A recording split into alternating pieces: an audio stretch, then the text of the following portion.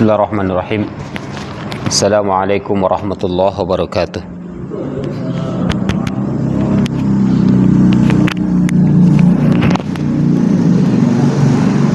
Innal hamdalillah nahmaduhu wa nasta'inuhu wa nastaghfiruh wa na'udzu billahi min shururi anfusina wa min sayyiati a'malina.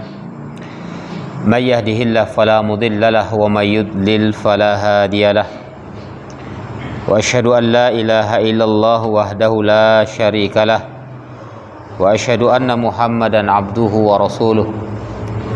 Ya ayyuhalladzina amanu taqullaha haqqa tuqatih wa la tamutunna illa wa antum muslimun. Ya ayyuhan nasu taqu rabbakumul ladzi khalaqakum min nafsin wahidah wa khalaqa minha zawjaha wa batha minhuma rijalan katsiran wa nisaa'a wattaqullaha alladzi tasaaluna bihi wal arham innallaha kana 'alaikum raqiba. Ya ayyuhalladzina amanu taqullaha wa qulu qawlan sadida yuslih lakum a'malakum wa yaghfir lakum dhunubakum wa may yuti'illaha wa rasulahu faqad faza fawzan 'azima. Amma ba'du fa inna ahsanal kalami kalamullah wa ahsanal hadyi hadi Muhammadin sallallahu alaihi wasallam wa syarral umuri muhdatsatuha fa inna kulla muhdatsatin bid'ah wa fi riwayatin wa kulla bid'atin dhalalah wa kulla dhalalatin finnar. Ikhwani fillah rahimani wa rahimakumullah. Alhamdulillah, segala puji bagi Allah yang senantiasa melimpahkan kepada kita rahmat dan karunia-Nya sehingga pada kesempatan ini kita masih bisa untuk bermajelis dalam rangka mengeratkan ukhuwah, kemudian menambah pahala di sisi Allah sebagai bentuk ta'abbud kita kepadanya. Dengan bermajelis ilmu maka kita bisa menambah wawasan keagamaan kita, karena barangkali banyak hal yang belum sampai kepada kita, terlebih lagi berkaitan dengan ilmu tentang tauhid.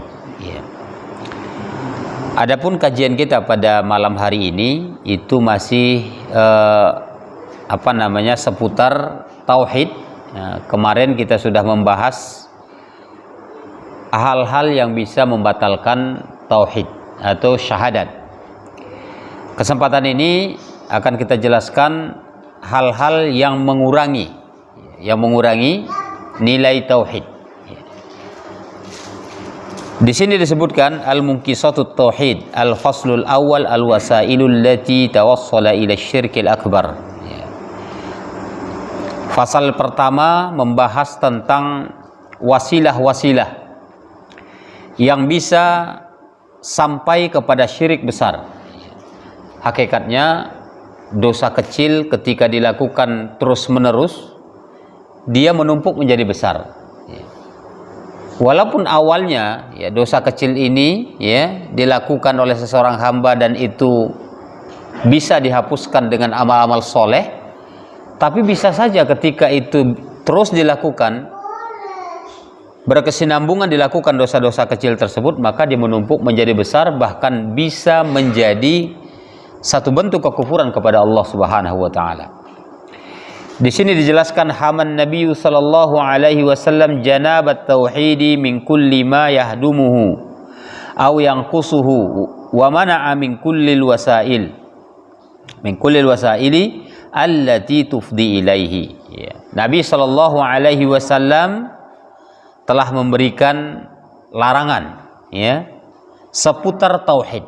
Seputar tauhid maksudnya memberikan larangan, batasan-batasan tersebut, segala hal yang bisa meruntuhkan ataupun barangkali segala hal yang bisa mengurangi nilai tauhid tersebut. Tauhid yang kita bahas di sini adalah kalimatut tauhid, yaitu la ilaha illallah. Ini yang dimaksud dengan tauhid di sini. Bisa saja kalimat la ilaha illallah tersebut berkurang atau barangkali memang runtuh dari seseorang tersebut. Padahal kita tahu kalimatut tauhid, kalimat la ilaha illallah ini adalah kalimat yang menjadikan seseorang menjadi muslim.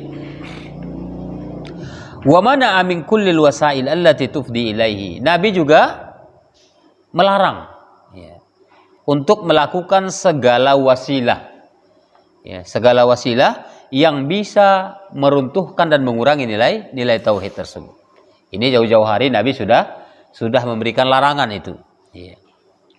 Wa min akhtari hadhil wasail salasu wasail takatharatin nususu fit tahdhir minha. Ya. Di sini yang paling berbahaya di antara wasilah-wasilah yang bisa meruntuhkan atau mengurangi nilai tauhid tersebut ya. Ini ada 3 wasilah yang banyak sekali nas-nas syariat menjelaskan akan hal itu.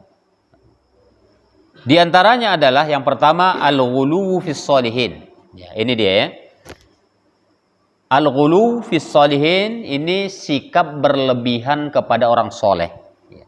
Orang soleh memang butuh dihormati. Ya, kita harus berbicara santun kepadanya.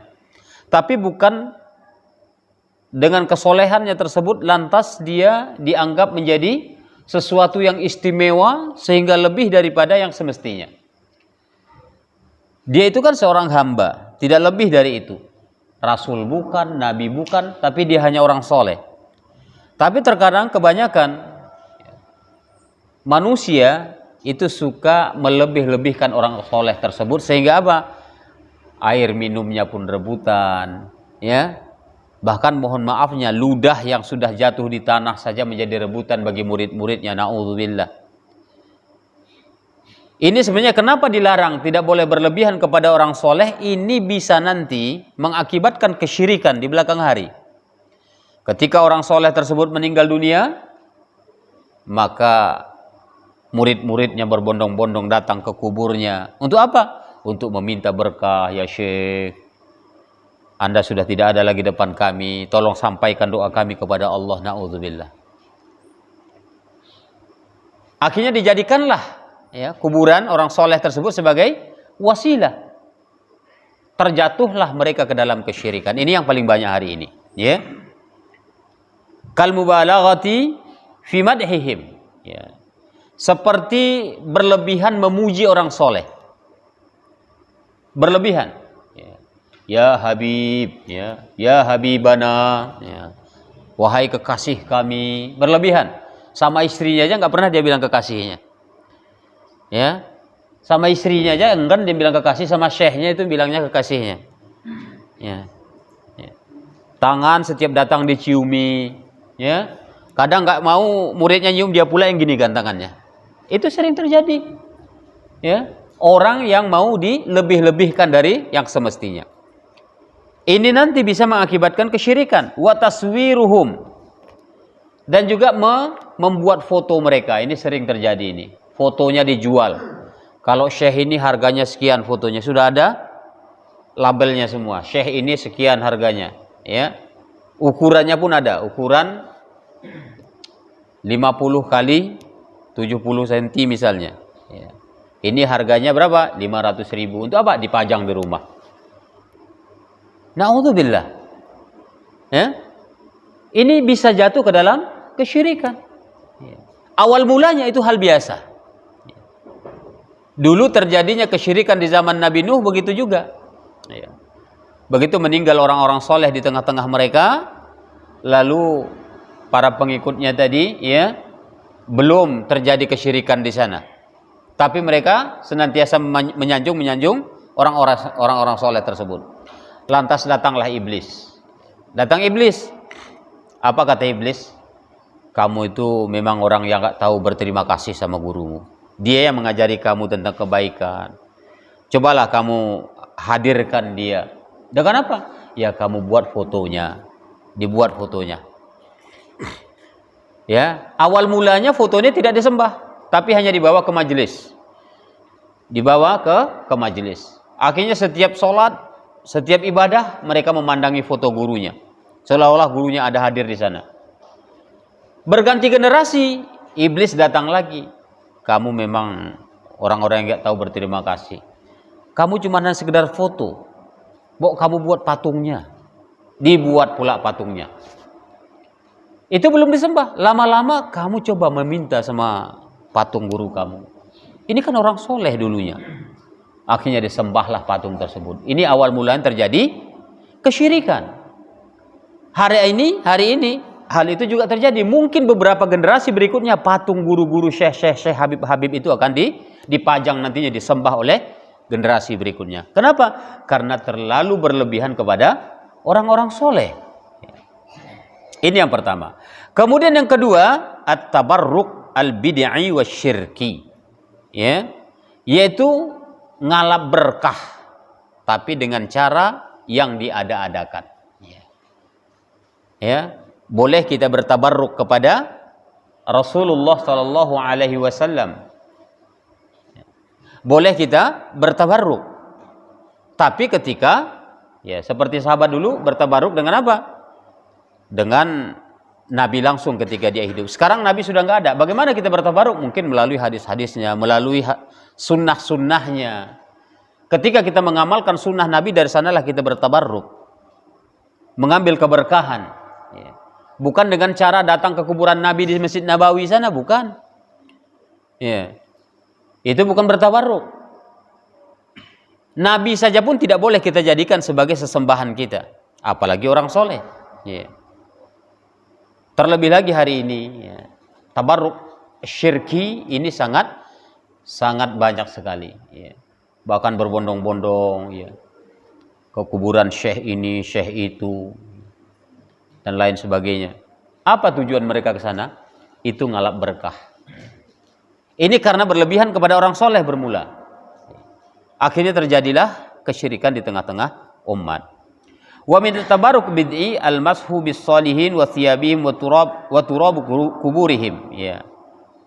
Wa turab kuburihim, ya. Di antara tabarruk yang diada-adakan adalah ya, menyapu tangan orang soleh, kepalanya, janggutnya, bahkan pakaian mereka. Ya, ketika datang orang soleh, waduh, berkah nih, megangnya aja cukup lah. Ya. Bisa salaman, wah luar biasa, bersentuhan kulit. Ya. Tujuannya untuk apa? Untuk ngalap berkah. Ya. Ini yang diada-adakan. Bahkan terkadang datang ke kuburan mereka, mengusap-ngusap kuburnya, batu nisannya ditangisi dan lain sebagainya. Ini adalah sesuatu yang dilakukan oleh kebanyakan orang hari ini. Wa tabarruk bil azman wal amakin wal asya' allati lam yarid fi syar'i ma yadullu alaihi masyru'iyyati tabarruk biha. Ya. Atau barangkali ngalap berkah dengan waktu, ya. Atau dengan tempat-tempat tertentu.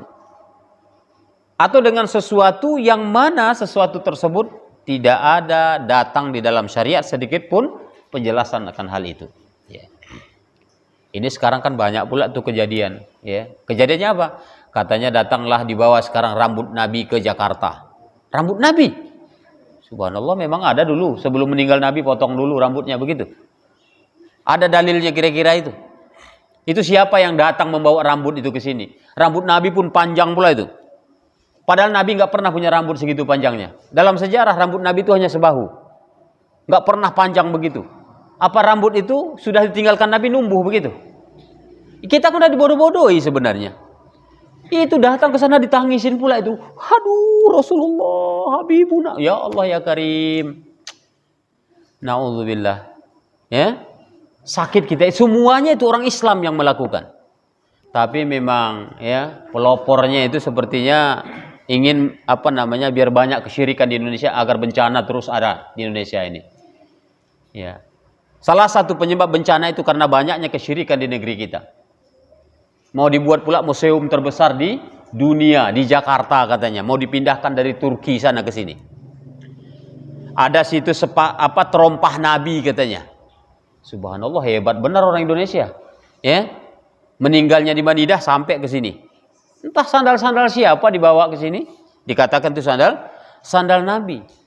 Dan postur sandalnya itu ukurannya mungkin 48 apa berapa. Besar. Ini sangat mustahil sekali. Postur badan Rasulullah SAW nggak jauh beda dengan orang hari ini. Ya. Itu sepertinya diada-adakan. Dan itu pun tidak ada dalil, satupun dalil yang menjelaskan itu bahasanya pernak-pernik yang ditinggalkan oleh Rasulullah SAW. Ya. Ini yang harus kita waspadai. Tayyib. Kemudian yang ketiga adalah hadhil wasail raf'ul kubur wa tajsisuha. Ya. Ya. Meninggikan kuburan dan membuat keramik. Ya, ini termasuk salah satu wasilah yang bisa menyebabkan runtuhnya kalimah syahadah atau barangkali mengurangi nilai syahadatnya. Kalimatut tauhid. Ya. Meninggikan kuburan. Andai kata setiap orang mungkin meninggikan kuburan, bahkan kuburannya dibina, dibagusin, dikasih, pokoknya dibangun lah ya. Ya, kemungkinan besar ada penuh kuburan nih. Ya, karena sudah sekian juta bahkan miliaran orang sudah meninggal sejak zaman dulu, mungkin di tanah ini sudah kuburan semua. Ya. Tapi itu memang dilarang oleh Rasul. Sekarang malah itu pula yang dibudidayakan. Ya. Nah, ini yang harus kita perhatikan. Oleh sebab adanya hari ini memang tidak menjadi persoalan barangkali bagi sebagian orang. Kuburan dibangun nggak masalah. Tapi belakang hari nanti beberapa generasi berikutnya ini kuburan akan disembah. Nggak usah jauh-jauh. Saya pernah dulu pulang menghadiri walimatul urus, ya, pesta perkawinan dari Menggala. Kebetulan pas pulangnya mobil mantennya ini anak yang bawa pulang ke Bagan Batu. Kebetulan ada yang numpang ibu-ibu. Ya, oh ikutlah. Oh ya boleh, dia duduk di belakang. Sambil di jalan ceritalah. Apa cerita dia? Saya ada sesuatu yang istimewa bagi saya. Apa itu? Kuburan suami saya. Kenapa kuburan suami ibu? Alhamdulillah sudah bisa kami buat keramik dengan bagus. Ya. Ada uang kami taruh ke sana. Sekarang kalau kepala saya pusing, saya datang ke kuburan sembuh. Bayangkan itu. Ini pengakuan ibu itu sendiri. Hari ini itu terjadi. Belum lagi ada generasi berikutnya. Jadi dia mengatakan setiap dia merasa pusing kepalanya datang ke kuburan suaminya. Udah langsung sembuh. Ini sugesti apa ini? Ya, ini sugesti kesyirikan sebenarnya. Nanti andai kata orang percaya akan hal itu bisa jadi tetangganya datang juga. Pusing kepala datang ke sana. Dengan ada sugesti keinginan sembuhnya lebih kuat, maka dia sembuh dengan izin Allah. Tapi yang harus diwaspadai di sini itu adalah cikal bakal kesyirikan yang bisa meruntuhkan kalimatut tauhid dari dalam diri seseorang. Ya, ini dia. Kemudian pasal yang kedua yang pembahasan di sini adalah asyirkul asghar. Ya. Ini sesuatu yang bisa mengurangi nilai tauhid tadi cerita kita ini. Ya. Syirik kecil. Syirik kecil ini memang pada dasarnya tidak mengeluarkan diri seseorang dari agamanya. Lain halnya dengan syirik besar yang kita bahas pada pertemuan yang lampau. Wa huwa kullu ma kana fihi nau'u syirkin lakinnahu lam yasi ila darajati syirkil akbar. Hakikatnya amalan seseorang tersebut ada bentuk-bentuk kesyirikan di dalamnya, tapi tidak sampai kepada derajat syirik besar. Misalnya kufur nikmat, ya, atau syirik di dalam ucapan misalnya, ya. Bisa saja syirik dalam ucapan, tapi itu tidak sampai kepada derajat syirik besar. Walihada syirki anwa'un salasah. Syirik kecil ini ada tiga jenis. Yang pertama adalah asyirku fil ibadatil qalbiyah. Ya. Syirik di dalam ibadah hati. Nah, ini termasuk syirik kecil. Yang pertama adalah syirik di dalam ibadah hati. Ibadah hati ini apa saja? Ya, misalnya seperti niat, ya, sabar, ya, tawakal, bersyukur, kemudian cinta, rasa harap, rasa takut, itu semuanya adalah amalan hati. Di antaranya ada riya. Ya, di antara amalan hati itu ada riya. Riya itu adalah mengamalkan ibadah agar dilihat orang, itu riya namanya. Ya, agar dilihat orang. Bagaimana kondisinya riya ini di dalam aplikasi kehidupan kita? Ya, misalnya saja, ya sebagai contohnya, kita tadi datang sholat ke masjid ini, ya misalnya nggak ada orang, masih kosongan, kita baru sendiri, langsung tahiyatul masjid, Allahu Akbar. Ya, karena nggak ada orang kan kita lillah aja nih, bukan untuk siapa-siapa, kita beribadah untuk Allah. Niatnya betul-betul murni untuk Allah. Namun ketika ada ustadz datang misalnya yang kita segani, waduh, terasa ustadznya datang nih, pas sholat di sebelah kita pula. Akhirnya pasanglah dia gerakan yang lebih baik dari sebelumnya. Ya, ini sudah jatuh ke dalam syirik kecil. Di mana? Karena dia sudah ingin dilihat ibadahnya oleh orang yang ada di sebelahnya. Awal mulanya dia lillah, kemudian di tengah-tengahnya dia mulai pasang niat juga untuk orang yang baru datang tadi. Terjatuhlah dia dalam syirik kecil. Ya. Begitu sederhananya. Kemungkinan ya tanpa kita sadari ini sering terjadi. Baca Quran di awal mulanya dia biasa-biasa aja, nggak ada orang. A'udzubillahi minasyaitonirrajim. Biasa. Pas dilihatnya a'udzubillahi, mulai dia pakai irama bayati, ya. Berarti ya ingin didengar orang. Sama posisinya sum'ah dan riya itu sama, ya. Sum'ah biar didengar orang suaranya, kalau riya biar dilihat orang ibadahnya. Ini. Wa huwa ayyadharul insanul amal as-salihah lil akharina wa yuhsinuhu indahum. Riya tersebut ya seseorang ya melakukan amal soleh tersebut agar dilihat orang lain, ya, sehingga dia memperbaiki ibadahnya. Yang tadinya dia melakukan biasa-biasa saja, tapi karena ingin dilihat orang, akhirnya dia memperbaiki gerakan-gerakan ibadahnya tadi. Tayyib. Di antaranya lagi adalah ayya'malal insana al-ibadatal mahdhah liyahsula ala maslahatid dunyawiyah mubasyaratan. Ya. Seseorang melakukan ibadah mahdhah. Nah, ibadah mahdhah kemarin sudah kita bahas sebenarnya. Ibadah mahdhah itu adalah ibadah yang memiliki dasar dalil dalam syariat. Itu ibadah mahdhah. Seperti sholat, zakat, puasa, haji, itu ibadah mahdhah. Ya. Jadi seseorang mengamalkan ibadah mahdhah liyahsula ala maslahatid dunyawiyah mubasyaratan. Ya. Dia melakukan itu untuk kemaslahatan dunianya secara langsung. Ya, dia melakukan ibadah tersebut biar dapat bayaran misalnya. Ya. Kalau datang dia ngaji, ya musabaqah ini misalnya, untuk apa dia musabaqah ini? Gajinya ada nih. Apa namanya? Hadiahnya ya, hadiahnya. Juara 1 10 juta misalnya. Dia datang untuk musabaqah untuk dunia. Ini adalah satu kekeliruan. Ya. Karena mengharapkan ganjaran itu tadi. Ya. Coba kalau seandainya mungkin panitianya tidak menyebutkan jumlah nominalnya. Mungkin nggak ada yang datang. Hadiahnya ada, tapi alhamdulillah ada lah. Tapi masih rahasia. Ya. Juara 1 berapa? Pokoknya ada lah. Waduh, jangan-jangan cuma nongkos saja di kesini dikasihnya katanya. Iya kan? Ya. Itu berarti ada mengharapkan dunia. Di sini.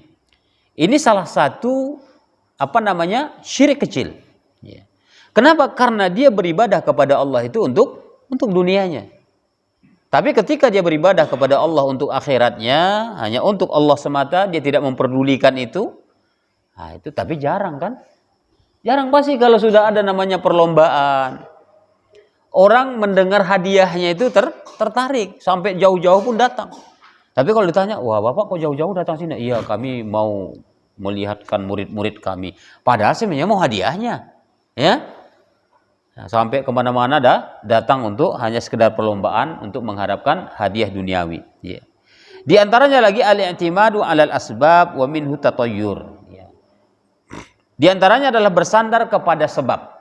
Nah, ini nggak boleh, tatoyur contohnya, ya. Di antaranya tatoyur ini termasuk syirik kecil. Nah, datang suara burung nih, burung gagak. Siapa yang mati ya? Nggak ada hubungannya. Burung gagak bunyi dianggap ada yang mati. Datang kupu-kupu ke rumah, ini tamu siapa yang mau datang ya? Enggak, ini bukan ada tamu. Kebetulan kupu-kupunya nyasar masuk ke pintu. Kucing lagi musap-musap wajahnya arah ke pintu, dianggap tamu mau datang. Tabrakan sambil makan nih, tabrakan tangan mau ngambil nasi sama-sama atau ngambil sayur, dianggap tamu mau datang. Cekukan dia keselak, dituduh orang lain yang ngomongin. Orang lain, yang ngomongin saya siapa ya? Orang dia sendiri yang makannya nggak hati-hati, dituduh orang lain. Iya, memang bukan individu tertentu, tapi sudah ada tuduhan-tuduhan tersebut. Ini tatoyur semuanya, ya. Terkadang terjadinya gerhana karena matinya si fulan atau lahirnya si fulan. Ini juga tidak ada dalilnya. Ini termasuk syirik kecil. Tidak boleh kita percayakan hal itu.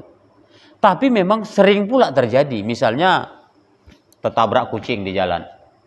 Katanya kalau kucing ini dibiarkan atau dibuang begitu saja bakalan terjadi kecelakaan. Banyak pula kejadian itu. Begitu dia nabrak kucing, tidak diurus kucing tadi, akhirnya terjadi kecelakaan. Kan saya bilang juga apa katanya? Ya. Padahal tidak ada hubungannya kucing mati dengan kecelakaan, enggak ada. Ya. Ini sebenarnya yang harus kita luruskan pemahaman kita dalam hal ini agar tidak terjadi di dalam diri kita syirik kecil tersebut. Kenapa? Karena ini bisa mengurangi nilai tauhid kita kepada Allah Subhanahu wa taala. Itu yang pertama. Yang kedua adalah nau'u hadza syirki asyirku fil af'al, ya. Syirik di dalam perbuatan, di antaranya adalah ar-ruqa asyirkiyah. Syirik kecil itu, ya, di antaranya adalah syirik di dalam perbuatan, contohnya ruqyah syirkiyah. Ya. Ruqyah syirkiyah ini bagaimana? Ya mungkin dia meruqyah dalam rangka mengobati orang sakit, tapi dengan bacaan-bacaan yang tidak bisa dimengerti.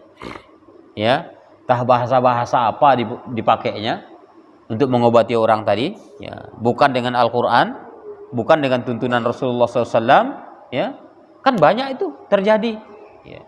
Pernah salah satu televisi swasta juga menayangkan ruqyah dengan bahasa Indonesia. Ini sebenarnya tidak ada tuntunannya seperti itu. Katanya ruqyah. Entah itu rekayasa, Allahu a'lam, ya. Untuk satu acara televisi tersebut, Allahu a'lam. Tapi yang jelasnya, ya, dia meruqyah pakai bahasa Indonesia. Hei jin yang ada di sana, kamu keluar saja. Hei jin, keluar. Seolah-olah jin dia sendiri itu sepertinya, ya. Seperti dibuat-buat gitu, bisa diperintahkan oleh dia. Ini juga merupakan ruqyah syirkiyah yang dilarang di dalam agama kita. Kenapa? Karena ini termasuk syirik kecil, ya. Wat tamaim asyirkiyah. Kemudian apalagi? Jimat-jimat yang penuh dengan kesyirikan. Ini juga sering dilakukan oleh kaum muslimin, ya. Biar dia kalau mau merantau misalnya langsung dikasih sama orang tuanya jimat. Tulisan rajah-rajah yang gak jelas, ada ha, ada jim, ada zal, bacanya pun gak jelas, ya. Dikasih kurung-kurungan, silang apa segala macam di situ. Digulung, kemudian dibungkus di kain hitam, dijahitkan, kemudian ditaruh di sini, ditaruh di pinggang. Katanya biar kebal. Nggak ada orang kebal, nggak ada. Nabi aja nggak pernah kebal kok. Ya, andai kata itu kebenaran, mungkin Nabi jauh lebih duluan melakukan daripada kita. Buktinya Nabi juga tidak kebal. Ya. Dia kalau dilempari sama orang ya tetap berdarah. Waktu dia berdakwah ke Taif bagaimana? Ya, ini hari ini banyak kesyirikan yang dilakukan oleh kaum muslimin sendiri.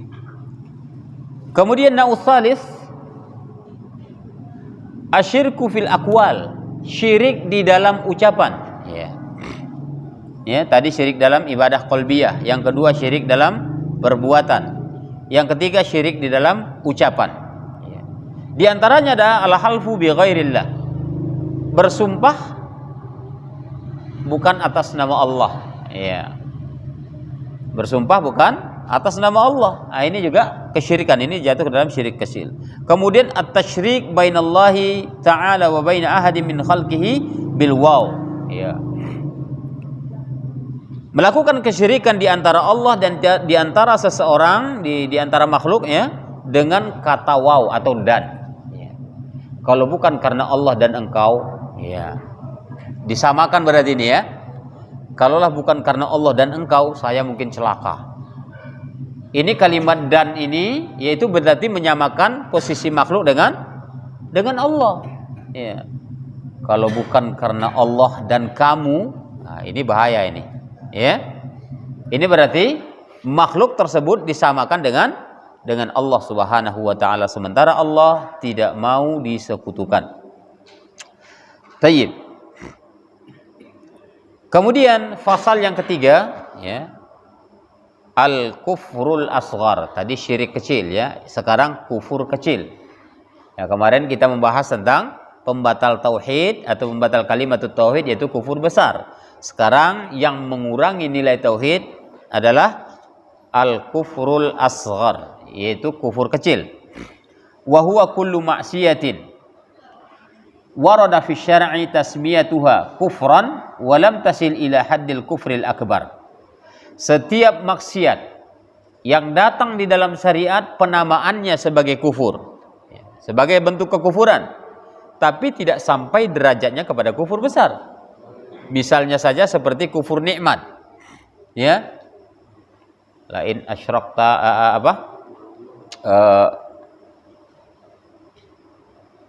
gimana ayatnya itu?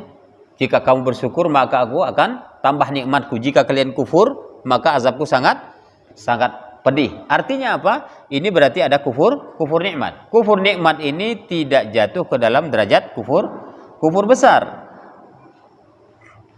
Atau barangkali al-hukuk, ya. Hukuk ini adalah hak. Nah, misalnya mendustai hak orang lain, ini kekufuran. Itu termasuk kufur kecil. Wa qitalul muslim li akhihi, ya.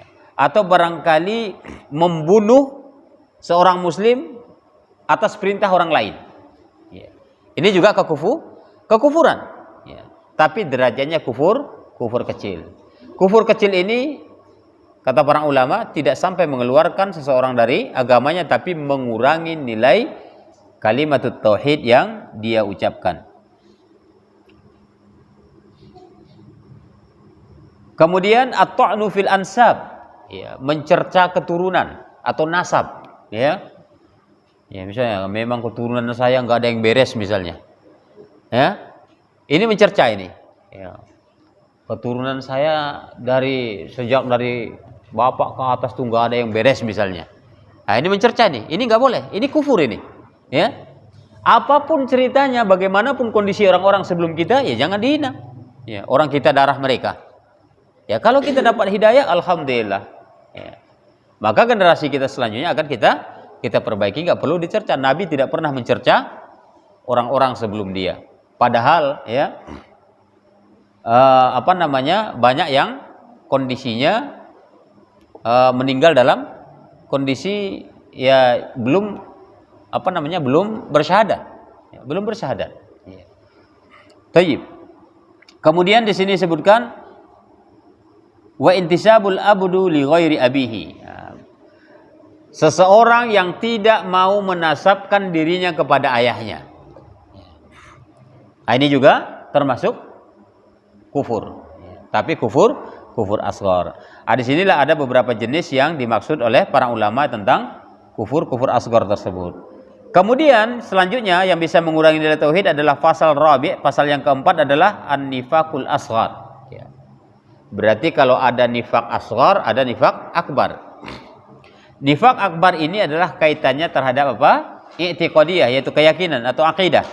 Sementara nifaq asghar ini ayyadharul insan amran masyru'an wa yabtunu amran muharraman ghairu kufriyin yukhalifu ma azharuhu, ya, ma azharahu, ya. Seseorang memperlihatkan amalan syariat yang dia amalkan, sementara dia menyembunyikan sesuatu perkara yang diharamkan. Dia menyembunyikan sesuatu yang diharamkan tapi tidak sampai kepada derajat kufur. Ini namanya nifaq asghar, ya. Wa minhu al-kadzabu fil hadits, ya. Di antaranya adalah berdusta ketika bicara. Ya, ini sudah lazim ya kita dengar, ya. Yaitu kalau dia berbicara berdusta. Kemudian ikhlaful wa'di, menyelisihi janji. Nah, ini, ya, jelasnya apa yang disebutkan di dalam hadis tersebut, ciri-ciri kemunafikan itu adalah ini nifaq asghar.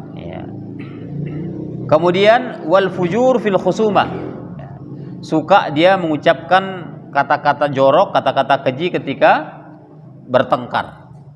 Ini termasuk nifaq asghar. Nifaq asghar ini hakikatnya memang tidak membatalkan tauhid seseorang, tapi mengurangi nilai tauhid. Wal khiyanatu lil amanah, atau barangkali berkhianat dengan sesuatu yang diamanahkan terhadap dirinya. Ini juga termasuk nifaq asghar. Ya.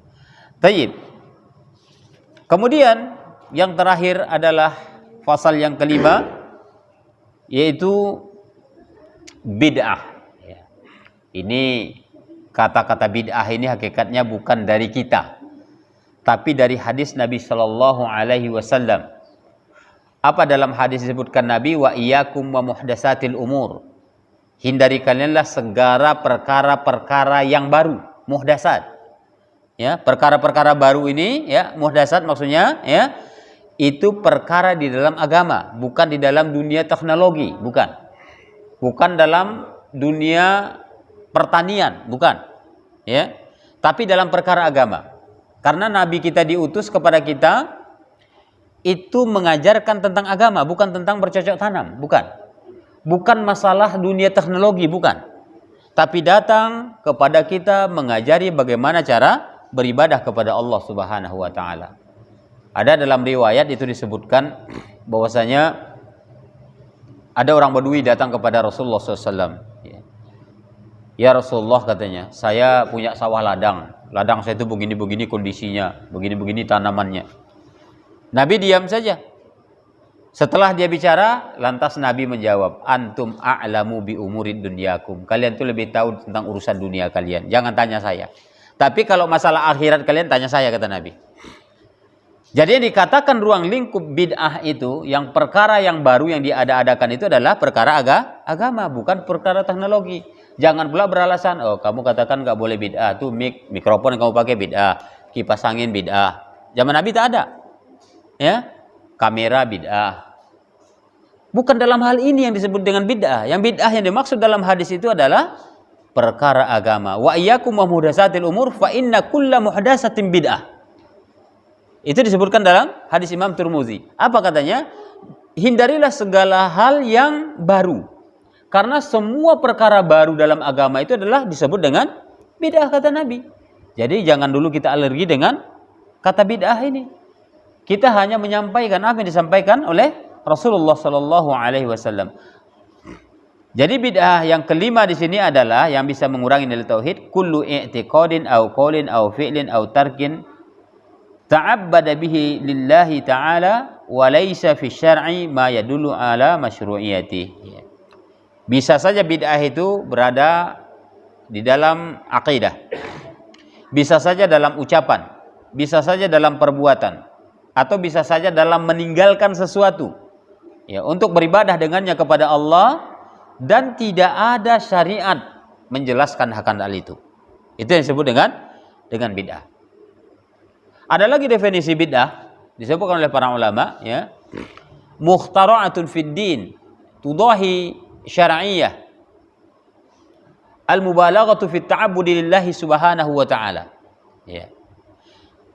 Yang disebut dengan bid'ah itu, kata para ulama, adalah mengada-ngada atau melakukan satu tindakan, mukhtara'atu fid din, melakukan tindakan di dalam agama, ya. Tudahi syar'iyyah, mirip sama agama. Ini yang paling susahnya itu miripnya ini. Kalau mengada-ngada di dalam syariat, di dalam agama kita, di dalam ibadah misalnya, ucapan, akidah, ya, tapi nggak mirip, nah itu udah jelas sekali. Tapi kalau mirip dia sama agama kita, ini yang paling sulit untuk membedakannya. Kalau kita katakan, ya, kepada orang yang melakukan sesuatu perkara baru dalam agama itu, wah ini nggak ada contohnya Pak. Kamu dikit-dikit membid'ahkan di pas ini. Kita dituduh membid'ahkan karena mirip. Alasannya apa? Kamu nggak usah larang-larang orang berbuat kebaikan. Ini kan baik juga. Perlu kita cermati di sini. Tidak semua kebaikan yang bisa kita lihat dengan mata kita itu kebenaran. Tapi yakinlah semua kebenaran itu adalah kebaikan, walaupun tidak setuju di hati kita. Ya, terkadang kan itu yang sulit. Kamu jangan dilarang loh orang berbuat baik. Semua niatnya baik kok.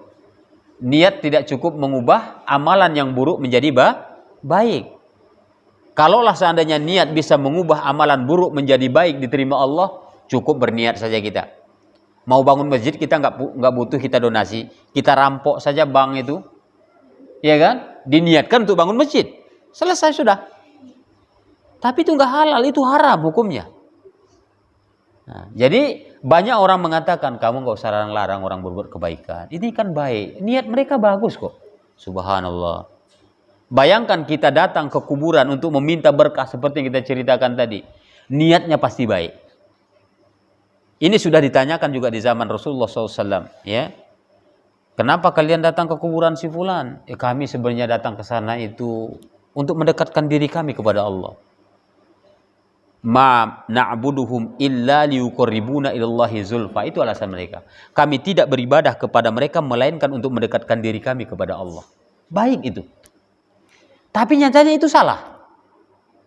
Nah, ini perkara bid'ah itu begitu sensitif sebenarnya. Ya, ketika dikatakan ini, kamu tuh dikit-dikit menyalahkan. Orang tuh baik loh, niatnya bagus loh. Subhanallah. Ya, jadi tidak cukup niat baik itu mengubah amalan buruk menjadi benar. Ini yang harus kita perhatikan. Walil bid'ati salah satu aksam ra'isah, ya. Bid'ah itu memiliki 3 induk, ya, 3 macam, tapi yang bagian kepala-kepalanya saja. Ya, yang paling yang paling utama begitu. Ya. Yang pertama adalah al bid'atul i'tiqadiyah, bid'ah di dalam keyakinan. Ya. Mengada-ngada di dalam keyakinan, wahya i'tiqadu khilafi ma akhbarallahu ta'ala bihi wa akhbara bihi rasuluhu sallallahu alaihi wasallam katamsili wa ta'tili wa nafyul qadar wa i'tiqadu annal awliya yatasarrafuna fil qaul. Ya. Bidah di dalam keyakinan adalah menyelisihi apa yang telah diberitakan Allah Subhanahu wa taala dalam Al-Qur'anul Karim, atau barangkali menyelisihi apa yang diberitakan Rasulullah sallallahu alaihi wasallam dalam hadisnya yang sahih. Misalnya saja seperti tamsil, memisal-misalkan. Memisal-misalkan ini berarti menyamakan Allah dengan makhluk. Ya, menyamakan Allah dengan makhluk. Nah, ketika ada orang yang berkeyakinan bahwasanya Allah itu di atas misalnya. Oh, nggak bisa kalau kamu katakan dia di atas, berarti kamu samakan Allah butuh tempat. Allah butuh makhluk berarti. Berarti kamu menyerupakan Allah dengan makhluk. Kan begitu? Padahal hakikatnya dia sendiri yang membantah dan dia sendiri yang menyerupakan dengan makhluk. Orang yang berkeyakinan Allah di atas bukan berarti menyerupakan dengan makhluk. Ya? Kullu syai'in halik illa wajhu. Semuanya binasa melainkan wajah Allah. Allah punya wajah. Iya. Wah, berarti kamu samakan dengan makhluk. Kan begitu? Yang menyamakan dengan makhluk itu siapa? Orang yang meyakini Allah punya wajah atau orang yang membantah kamu sudah menyerupakan dengan makhluk? Yang sudah mengatakan atau menyerupakan Allah dengan makhluk itu dia. Kenapa? Orang yang berkeyakinan Allah punya wajah bukan berarti menyamakan wajah makhluk dengan wajah Allah. Tidak ada dia menyebutkan itu.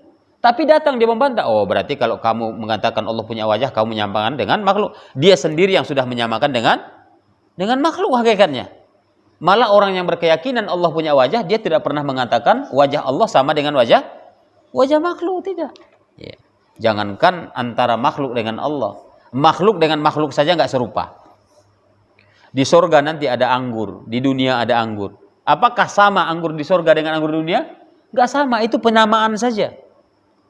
Ya? Hanya nama. Oleh karenanya tidak boleh kita menyamakan Allah dengan makhluk, atau barangkali ta'til. Ta'til ini adalah menolak. Ketika sesuatu tidak masuk akal semuanya ditolak. Ya. Ini bidah dalam keyakinan. Ketika dia tidak bisa menalar bahwasanya Allah itu Ar-Rahman 'alal 'arsy istawa. Surat Thaha ayat yang kelima. Allah mengatakan Ar-Rahman, yaitu Allah itu beristiwa di atas arasnya. Kalau dikatakan beristiwa, ya bukan berarti kita katakan duduk bersila atau duduk bagaimanalah gitu ya. Tidak ada dikatakan. Istiwa maknanya adalah ala wartafa'a wastaqarra. Tinggi dan meninggi tetap. Itu artinya. Tidak ada dikatakan di sana bahwasanya Allah itu duduk bersemayam. Tidak ada. Itu terjemahan bahasa Indonesia. Makanya keliru. Karena kalau kita terjemahkan bersemayam, makhluk juga bersemayam. Akhirnya datanglah logikanya. Berarti Allah bersemayam, enggak cocok. Berarti Allah enggak di atas. Akhirnya begitu. Ini berarti ditolak. Banyak mereka yang menolak ayat-ayat Allah Subhanahu wa taala karena apa? Karena mereka rasa tidak sesuai dengan logikanya. Akhirnya terlalu main filsafat tuh begitu. Akhirnya apa? Akhirnya semua ditolak. Ini berarti dia sudah keliru di dalam akidahnya. Kemudian nafyul qadar, orang yang menolak takdir, ya. Siapa mereka? Yaitu Qadariyah. Ya, enggak percaya sama takdir. Ya. Dia mengatakan segala kejadian itu akibat tingkah laku manusia itu sendiri. Ya. Itu hanya penyebabnya saja. Tapi dia sudah dia tidak percaya sama takdir yang telah dicatatkan Allah Subhanahu wa taala 50.000 tahun sebelum diciptakan langit dan bumi. Ini berarti mereka bid'ah di dalam akidah. Kemudian i'tiqadu annal auliya yatasarrafuna fil kaun. Adanya keyakinan bahwasanya para wali itu ya bisa mengubah alam. Ya. Ini rusak dalam akidah. Ini bid'ah di dalam akidah. Keyakinan seperti ini itu derajatnya kata para ulama ya pada mulanya itu masih mengurangi nilai tauhid mereka. Nilai kalimat tauhid itu berkurang. Tapi kalau lambat laun itu diyakini ya dan dijadikan itu adalah satu keyakinan yang mutlak, maka berubah menjadi syirik besar atau kufur besar. Tidak lagi menjadi sesuatu yang hanya mengurangi nilai tauhid, tapi bisa membatalkan tauhid itu sendiri. Di sini.